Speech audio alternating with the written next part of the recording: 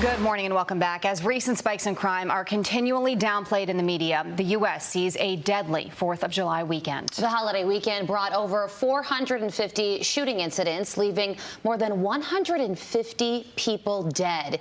Here to react, Fox News contributor Joe Concha.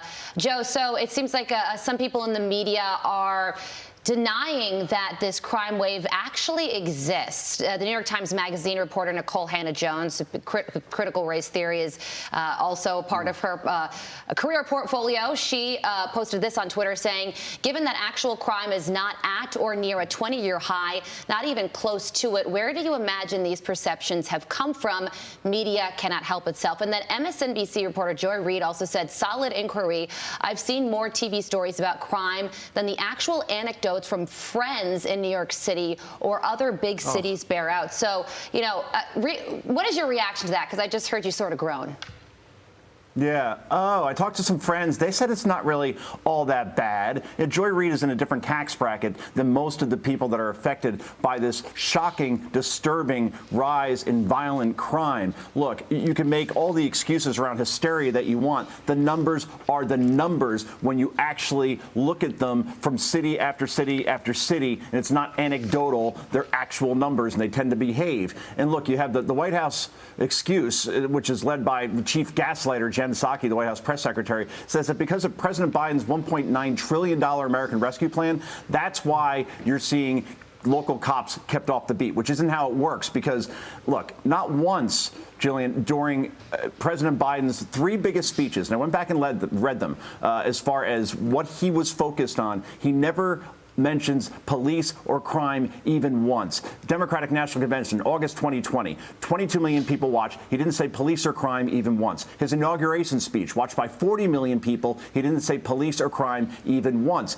His first address to the joint session of Congress, that's like the State of the Union, 27 million people watch. He does say the word police once, but it has nothing to do with putting cops back on the street. He talks about systemic racism and enacting police reform in the name of George Floyd, and that was the extent of it. So look, how bad are things right now? In New York, murders up nearly 50%. In Atlanta, murders up nearly 60%. Chicago recorded more than 1,900 shootings this year alone. That's a 53% increase over the pre-pandemic 2019. Portland, murders are up 800%. I can go on and on, Jillian, but the common thread here, these are cities all run by Democratic mayors. It is very, very real, including this past weekend where nearly 150 people were shot and killed in this country.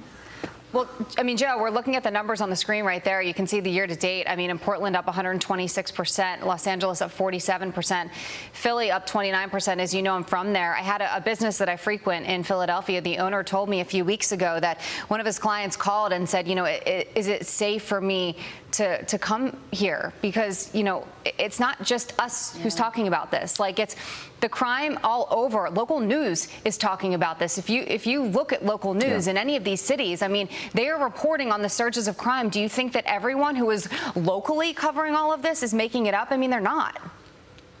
No, of course not. And I've said this before, I'll say it again. Local news is basically the same that it was when we were growing up 10, 20, 30 years ago, because they keep opinions and feelings out of their reporting. They know that when people tune in for that half hour every night at 11 o'clock, for example, that they want to know what's going on in their communities. And when you have all these shootings and all these killings going on in cities across the country, that has to be the lead story 1, 2, 3, and 4. And we don't have to hear about, well, it's hysteria, or you know, it really isn't as bad as it looks, because they see the images on their screen and they see the families crying, neighbors crying, people fleeing these cities as a result. So local media is getting it right. They really have no choice not to. Political national media, though, needs to cover this story more. And perhaps the reason why they're not, Jillian, is because a recent ABC Washington Post poll comes out and shows that President Biden only gets 38% approval in terms of the way that he and his administration are handling crime. That is profoundly underwater, and it will impact the 2022 midterm elections, where Democrats are looking at a red wave like we haven't seen since 2010, when they lost 63 seats. And you can see Nancy Pelosi retired by November of next year if this continues, Jillian. Joe Concha fired up today. Absolutely, and for good reason. Joe, thank you so much for joining us. We appreciate it.